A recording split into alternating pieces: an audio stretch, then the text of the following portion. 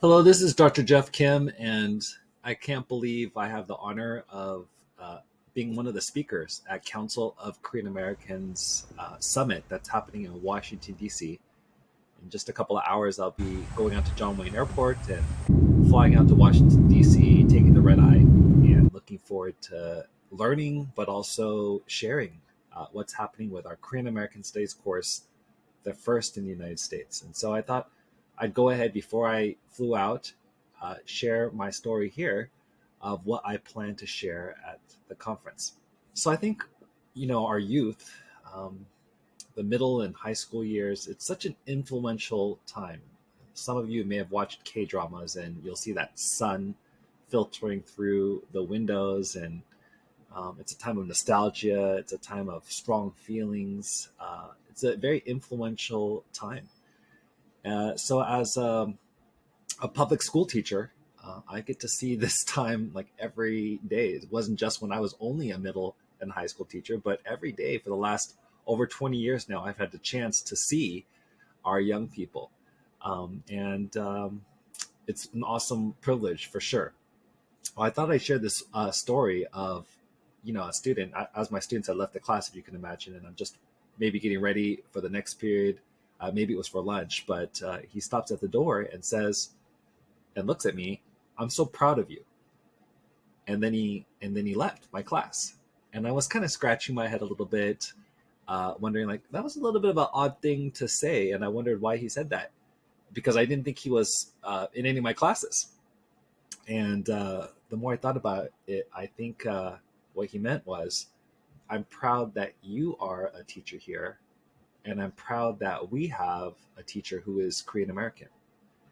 You see, it wasn't about Jeff, but how representation matters. Kind of like how the folks are working at Council of Korean Americans. It's an opportunity to honor one another and say, "Hey, I'm proud of you." Because I think whether it was growing up, we didn't hear that as much, and even today, we don't hear that as much as well. So I'm going to encourage the folks there actually to say, "Hey, I'm proud of you," to the folks that are seated there. Now, hearing that student had said that he was proud of me made me go home and think, you know what? I think I also have not had a teacher that looked like me in all my K through 12 education. And I don't think I really, as I thought about it, knew a lot about my own personal story either, or my parents' story. This picture, by the way, is of my parents who immigrated to the United States in the early 1970s. And in the background is actually the Statue of Liberty. And at that time, in the early 1970s, there weren't too many Korean Americans in the United States. And so growing up, I couldn't even name one Korean American that made a difference in the United States. So I struggled to see my own story, my family's story, and the stories of other Korean Americans as a great American story of resilience. And by the way, if there's anyone listening and you're like struggling also to name even one Korean American that made a difference in the United States, I just want to let you know, no blame on anybody. Many of us didn't have the chance to learn when we were growing up. So I tell my students in my Korean American ethnic studies class these four words that I want them to remember, which kind of encompasses what Korean American studies is all about. And that's to know your story, to tell your story, to listen to one another's story with empathy and respect, and then to do something good with their story. Sometimes we'll begin our class like this in order for the tree to grow tall, and I'll have the class say you have to know your roots. How many of you have seen sequoia tree? I have. They're one of the tallest trees in the world. I think they might be the tallest. And you may wonder, how do they grow so tall? Well, it's their roots. It's their roots. And it's not that they go super deep into the ground, but they do go across, connecting and intersecting with one another, which is why you'll rarely see a sequoia tree standing alone. They stand together, connected and interconnected. So you see, our young people are asking this question in their own lives: who am I and where am I going with my life? And one way I feel Korean Americans can grow tall and strong is if they know their roots. And when I say that, I include the stories of other people of color and their roots that are intersecting and connecting with the Korean American story. The roots of Black Americans, the roots of Latino, Hispanic Americans, the roots of indigenous folks, all Americans, and seeing the roots intersecting and interconnecting. And sadly, many do not know their own roots, nor do they see the connections or intersections, which is why when I asked, could you name even one Korean American that made a difference in our country, many would struggle to name even one. So, why does that matter? Well, I think in 2020, we saw something happen. We saw actually a surge in two pandemics. First of all, the surge in COVID-19. And secondly, which is not as more commonly known, the surge in anti-Asian racism. And so I have another story for you of another, this time a girl student, female student, who came up to me and said she was scared that there would be attacks against her family. She's an Asian American girl. And I was like, feeling really bad for her that she was feeling that way. And I kind of felt a little nervous too, because I wasn't sure what to say. But anyways, I said, hey, don't worry. We live here in Orange County, which I believe has like the second largest concentration of Korean Americans in the United States. And I don't think that'll happen here. Well, I was wrong on that one. In fact, in Orange County, where I live, we saw an 1,800% increase in hate incidents motivated by anti-Asian hate. But I'll have to say this, those statistics alone did not move me to action. But when I saw the elderly being violently pushed, attacked, punched, killed, it made me upset and wonder, if we can hurt the elderly like this, where can it go from here? Is there anything lower that we could do than abuse the elderly in this kind of way? And then the Atlanta shootings with the murder of the 6 Asian American women of Asian American women descent. And then at that time, I knew I could not be silent on this topic anymore. So where exactly did this hate come from? If I asked most people today, they would say, oh, it must have been because of the COVID-19 pandemic, blaming it. There's blame that went out to China, but because a lot of people can't tell the difference between, but even if you were China, I don't think the blame should be going there anyway. But it could go back. We can go back to 1992, for example, the LA civil unrest that happened 30 years ago. Maybe some of you can remember the black smoke in the skies, the pain in your own hearts of so many businesses, so much pain and devastation during that time. Or perhaps even going back to the incarceration of Japanese Americans in 1942, 2/3 who were actually American citizens, many who were children. I actually had another student whose uncle was incarcerated. He was a child at the time who had cancer and died in the camps. I never thought about that, like a Japanese American incarcerated, but some of them being babies and sick babies at that. And then we can go back to the 1882 Exclusion Act. After being invited to the United States and working super hard and doing the impossible, excluded. All first group to be excluded from the United States. And then those that were here were considered aliens, ineligible for citizenship. That would apply to a lot of things then, right? Like couldn't be a citizen, couldn't vote, couldn't do so many things. And that wouldn't just apply to Chinese Americans, but to all Asian Americans by 1924. So how could this happen? I'll tell you this, dehumanization is one of the first steps to violence, the stereotyping of Asian Americans. Some of the most common stereotypes being yellow peril. There's something dangerous about those people from there, or persistent foreigner. So even though I'm a second generation, my 5 daughters are third generation Korean American, this constant thinking like that we're from, or people that look like me are from someplace else and can never really be or truly be an American. They're from somebody else. Or the model minority stereotype, which creates a wedge between Asian Americans and other groups. Asian Americans can overcome the obstacles. Why can't you? But we know that the Korean American story, and the Asian American story for that matter, is not a monolith. There are many different stories which show that this is not the case.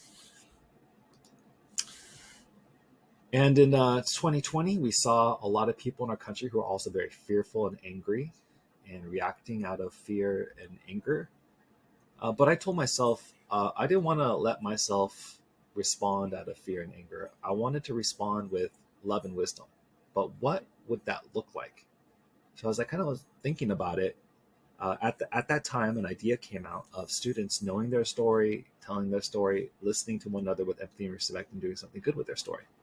And that's the beginning of creating the Korean American Ethnic Studies course, first in the United States, which we were able to launch in fall 2023.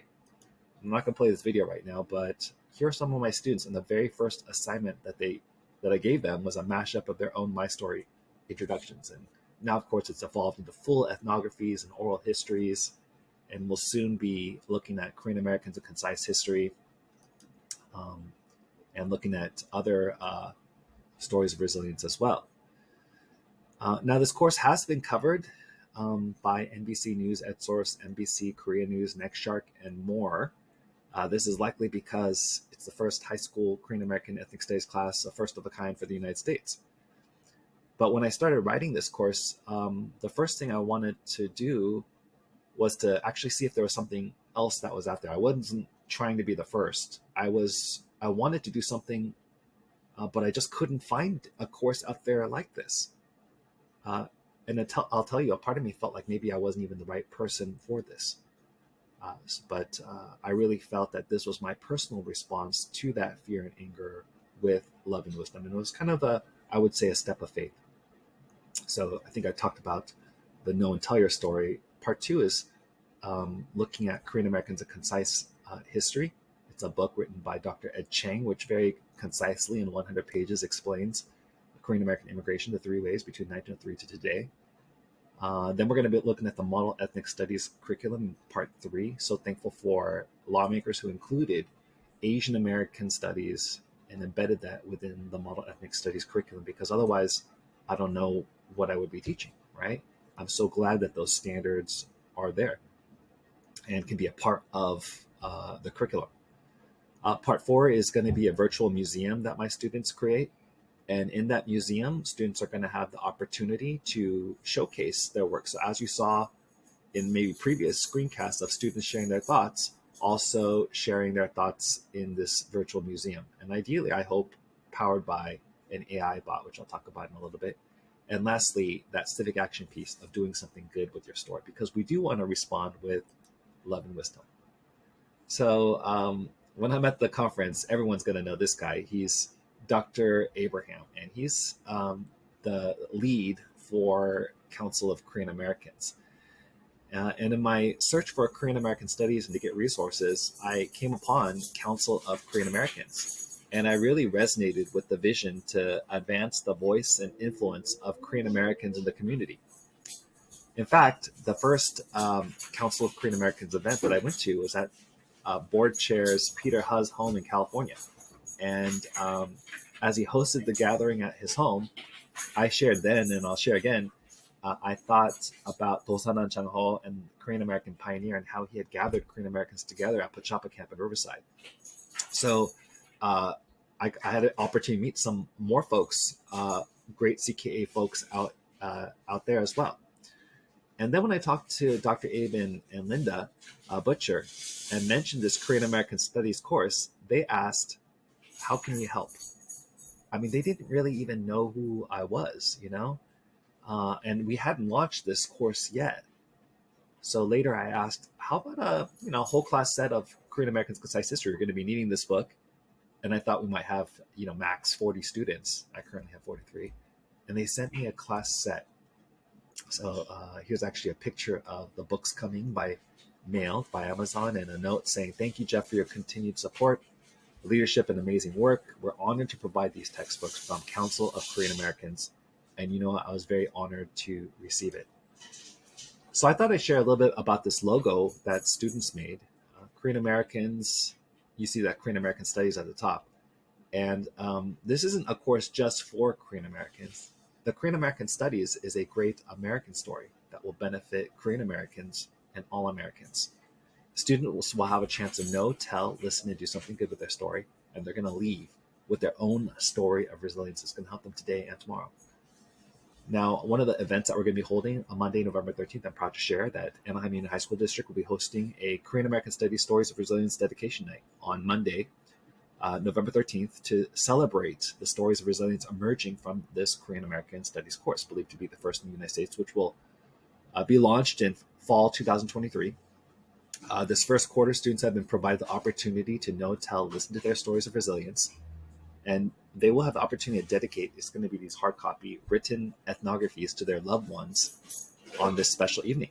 Some perhaps for the very first time. In fact, I asked the students, how many of you have had the opportunity to share these stories with your parents, or thank your parents for their migration story? And hardly anyone in the class had the chance to do that. Korean American study students and family members will be invited to this in-person event, which is also being coordinated with AUHSD parents, Invent to Prevent, and the Republic of Korea through the LA consulate. And so it's this wonderful partnership that's happening on this evening, and a wonderful day to celebrate these ethnographies. You can imagine after one by one, can you imagine if your child had read this to you? To my dearest dad, who taught me how to experience life without fear, but with courage. Your encouragement made me strong, empowered, and supported. Thank you for everything. Even in the face of adversity, you tell me to laugh in the face of adversity, and to face and to accept challenges because they will make me stronger. You inspired me to be as strong and hardworking as you are, and to not give up no matter the circumstances. I am more resilient today because you have given me your unconditional love and wisdom, and I wear it like an earring, always reminded of what's wrong and what's right. I dedicate this story of resilience to you. I love that, like the idea of wearing that wisdom like an earring. So getting back to that partnership with Invent to Prevent, this is connected with the Department of Homeland Security. And when I say Department of Homeland Security, a lot of people may be thinking TSA, but they actually have a prevention group. And so a lot of the hate that's arising is not from outside our country, it's from within our own country. And so they're looking for ways that students can be a part of the solution of addressing what's happening. And so our Korean American Studies class has come up with these 3 goals. And the first is, as I shared, the Korean American Studies Stories of Resilience night, to thank our families for their migration story, and being reminded that there's a migration story that everyone has. The second is for students to become JEDI. That's an acronym for Justice, Equity, Diversity, and Inclusion Peer Consultants. And if they know how to know and tell their own story, they now have the template to also help others to know and tell theirs too. So they're going to go out in the community and support with that. And then the third is, as they archive a lot of this material, our hope is that there will be a Korean American Studies virtual museum, and we'll be working in partnership with E280, another group, to perhaps place in there an AI bot, which will then help to tell the story as well. And of course, the students would be able to also use the virtual museum to do it live in addition to that. So much support has come for this Korean American Ethnic Studies course, more than I ever would have dreamed in so short of a time. But that just goes to show like how much desire there is for this coming from the community. So we have support from academia and organizations and media, so many different places. And I'm going to say this at Council of Korean Americans, but I'll say this to everyone listening today: support our journey for this Korean American Ethnic Studies course. Now, this is a course that is being taught in the Anaheim Union High School District, so the course is funded. But what I would love to do is to see greater associations and connections to amplify the voice of our students, like maybe scholarship opportunities. And it doesn't have to be big scholarship money. Even, smaller amounts can be very powerful and encouraging and affirming and aspirational. In-kind donations for our students. If there's conferences, inviting our students to be the ones to share, sponsorships, internships for our students. I would love that for our students. I think this Korean American Studies course has the benefit of paving the way for other Korean American Studies courses. But once again, I did not create this course just for other Korean Americans. but for all Americans. And I do feel like the application of this no tell listen do can apply to other Asian American groups, ethnic studies, all courses, culturally relevant and sustaining pedagogy across the curriculum, and even teacher preparation programs where, as I've done with my own students at the college level, have them go through this so that when they're teachers, they have the opportunity to help other students know and tell their stories as well. So if you want to follow the Korean American story, I do have a YouTube channel. It's called Ed Family. And perhaps I'll share some highlights from this CKA adventure that I'll be on this weekend. And I want to leave this with you all. The Korean American story is a great American story for Korean Americans and all Americans. I want you to know that all of you have a great Korean American and a great American story of resilience. And I'll leave you with these 4 words: know, tell, listen, and do. What will your story be?